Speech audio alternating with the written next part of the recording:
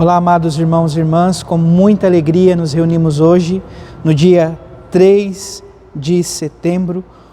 Hoje é domingo, dia do Senhor, nos reunimos neste 22º domingo do tempo comum para ouvir o Senhor que nos chama a segui-lo, nos chama a caminhar logo atrás dele, seguindo seus passos, como verdadeiros discípulos de nosso Senhor Jesus Cristo. Quem quiser me seguir, renuncie a si mesmo. O Senhor que nos convida então, amados irmãos e irmãs, a segui-lo. Você que está chegando agora ao canal do YouTube de nossa paróquia, eu te convido a se inscrever, a deixar o seu like, seu comentário, a compartilhar esse vídeo com alguém que você conheça, para que o Evangelho de nosso Senhor Jesus Cristo alcance mais corações. Iniciemos este momento em nome do Pai, e do Filho, e do Espírito Santo. Amém. A graça e a paz de nosso Senhor Jesus Cristo, o amor do Pai e a comunhão do Espírito Santo esteja sempre convosco.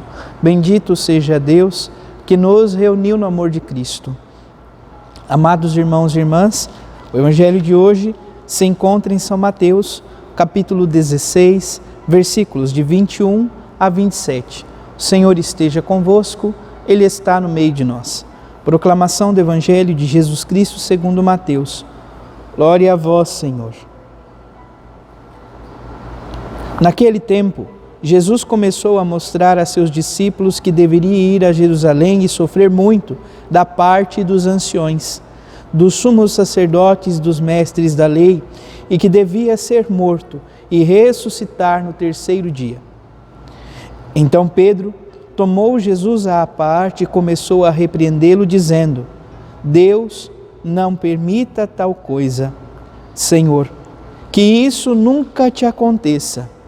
Jesus, porém, voltou-se para Pedro e disse: Vai para longe, Satanás, tu és para mim uma pedra de tropeço, porque não pensas as coisas de Deus, mas sim as coisas dos homens. Então Jesus disse aos discípulos: Se alguém quer me seguir, renuncie a si mesmo, tome a sua cruz e me siga, pois quem quiser salvar a sua vida, vai perdê-la, e quem perder a sua vida por causa de mim, vai encontrá-la. De fato, que adianta o homem ganhar o mundo inteiro, mas perder a sua vida? O que poderá alguém dar em troca de sua vida? Porque o Filho do Homem virá na glória de seu Pai com os seus anjos, e então retribuirá a cada um de acordo com a sua conduta. Palavra da salvação. Glória a vós, Senhor. Contamos ainda, amados irmãos e irmãs, com a primeira leitura do livro do profeta Jeremias, capítulo 20, versículo de 7 a 9, onde encontramos aquele célebre versículo da atitude, poderíamos dizer, de um Deus da vida para com este profeta e também para com cada um de nós. Seduziste-me, Senhor, e eu me deixei seduzir. Fostes mais forte, tiveste mais poder. Então, amados irmãos e irmãs, este Deus que tanto nos ama, concede-nos a graça da vida, de tudo que existe, nos acaricia, vamos dizer assim, a cada dia com as pessoas que Ele colocou em nossa vida e que nos dá a graça da alegria, do amor, enfim. Deus realiza o extraordinário em nossa vida como realidades de amor, de carinho para com cada um de nós. Tudo isso para que o nosso coração se volte a Ele. Não porque Ele precise, mas porque Ele sabe que o nosso coração almeja, que nós verdadeiramente precisamos dEle. Precisamos dEle. Precisamos do Senhor, o Deus da vida. O Salmo, amados irmãos e irmãs, é o Salmo 62, traz como resposta: A minha alma tem sede de vós, como a terra sedenta, ó meu Deus. A terra ressequida, a terra que está seca, quando a chuva visita, ela absorve esta água, absorve a chuva. Então, a nossa vida precisa ter sede de Deus, a nossa alma precisa ter esta sede de Deus, o Deus da vida. A segunda leitura é da carta de São Paulo aos Romanos, capítulo 12, versículo de 1 a 2, e diz: pela misericórdia de Deus eu vos exorto, irmãos, a vos oferecerem sacrifício santo e agradável a Deus. Este é o vosso culto espiritual. Não vos conformeis com o mundo, mas transformai-vos, renovando a vossa maneira de pensar e de julgar, para que possais distinguir o que é da vontade de Deus, isto é, o que é bom e o que lhe agrada, o que é perfeito. Então, distinguir o que é vontade de Deus em nossa vida. Por fim, nós somos convidados a olhar para o Santo Evangelho e a refletir um pouco o que a Igreja hoje nos confia por meio desse Santo Evangelho. Amados irmãos e irmãs, este Evangelho, ou o trecho de hoje, se dá logo após aquele grande elogio que Jesus faz a São Pedro, a bem-aventurança: feliz és tu, Simão, filho de Jonas, porque não fostes o homem, nem o sangue, nem a carne que te revelou isto, mas foi o meu Pai que está nos céus. Por isso, és feliz. Sobre a tua rocha, sobre a pedra, sobre esta pedra, a tua fé, eu edifico a minha igreja. Então, Jesus, que concede, sobretudo, a São Pedro a graça, então, de ser este representante da igreja primitiva, concede a ele as chaves do céu, faz este grande elogio, falando que São Pedro, amados irmãos e irmãs, é feliz. Logo em seguida, Jesus começa a fazer o discurso que nós ouvimos hoje. Pedro reconhece Jesus como Filho de Deus vivo encarnado,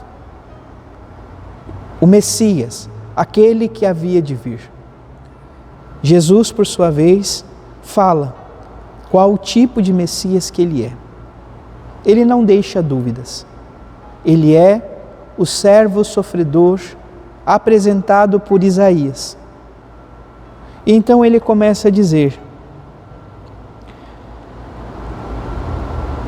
que ele precisava ir a Jerusalém, sofrer muito da parte dos anciões, dos sumos sacerdotes, do mestre da lei, e que deveria ser morto e ressuscitar no terceiro dia. Então, nós temos aqui o primeiro discurso da paixão. Pedro toma uma atitude inesperada. Pedro toma uma atitude que não agrada o coração do Senhor. Ele toma Jesus à parte e começa a repreendê-lo. Deus não permita tal coisa, Senhor, que isto nunca te aconteça. Olha, como amigo de Jesus, é de se entender que São Pedro não queria que o Senhor pudesse sofrer desta forma. No entanto, Jesus escolheu, Jesus aceitou, Jesus vivencia de fato esta missão de se entregar por amor a cada um de nós para a remissão dos pecados, para a nossa salvação. Quando percebe que Pedro não está conseguindo entender, Jesus usa uma expressão dolorosa.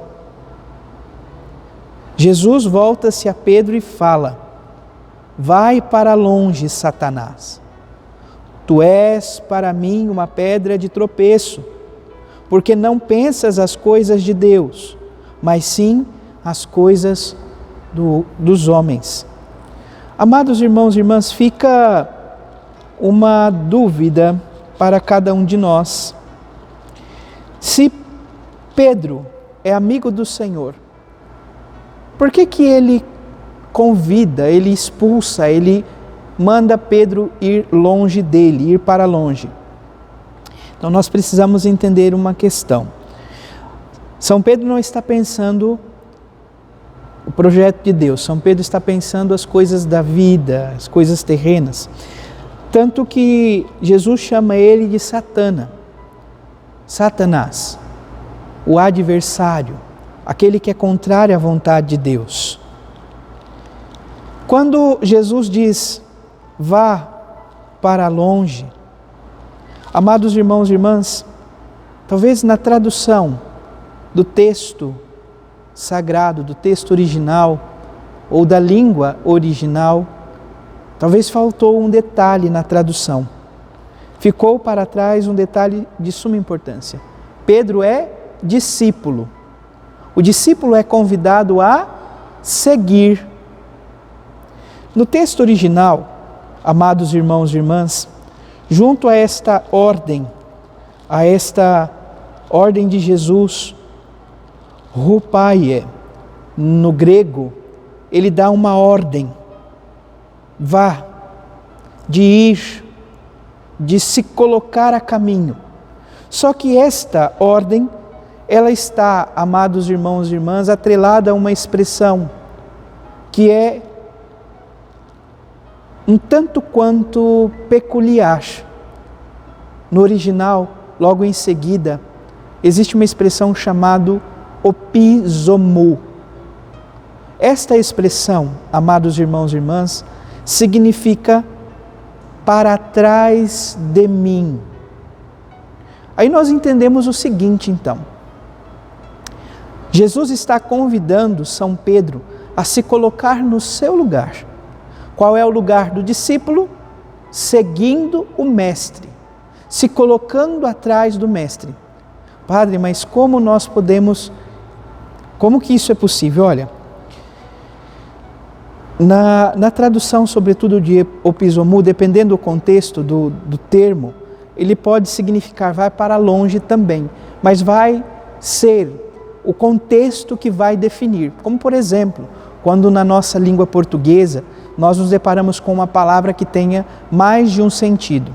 Algo simples, manga. Manga, pelo menos 2 sentidos já nos vem à mente.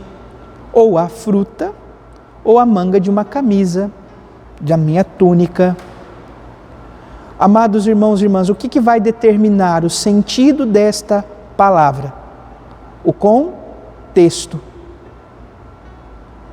Eu quero aquela manga, aquela fruta, aquela manga para comer, a fruta para comer. Por favor, arregace as mangas para trabalhar. O contexto define o sentido da palavra. Então, olhando para esta ordem de Jesus a São Pedro, que é um dos seus discípulos, um dos seus apóstolos, na verdade já. A ordem de nosso Senhor Jesus Cristo é que São Pedro volte para o lugar que lhe pertence, de um discípulo, seguindo o seu mestre. Por isso Jesus diz, vá para trás de mim, Satanás.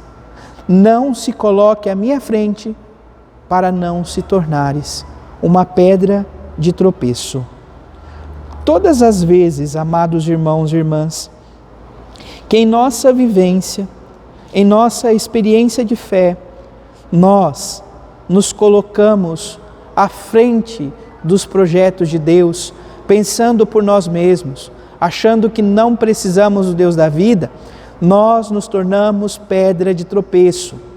Jesus está nos chamando a segui-lo, a não nos colocarmos à frente. Prestemos atenção, somos discípulos, nós não somos mestres do Senhor. Por isso, precisamos seguir, e tanto é forte esta afirmação do seguimento, porque o que se segue, o que vem logo em seguida, é muito forte.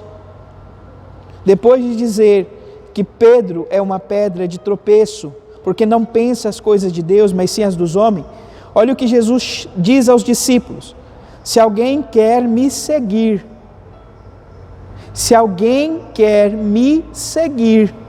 renuncie a si mesmo, tome a sua cruz e me siga. Então, por que ele pediria para São Pedro se afastar? Jesus está pedindo para São Pedro segui-lo, se colocar na atitude de discípulo, no seguimento indo atrás de Jesus. Que o Senhor nos ajude em nossa vivência de fé e, enquanto batizados, a seguirmos o Senhor, a não nos colocarmos como pedra de tropeço nos desígnios que o Senhor tem reservado a cada um de nós. Louvado seja nosso Senhor Jesus Cristo, para sempre seja louvado. Abençoe-vos o Deus Todo-Poderoso, em nome do Pai, do Filho e do Espírito Santo. Amém. Graça e paz.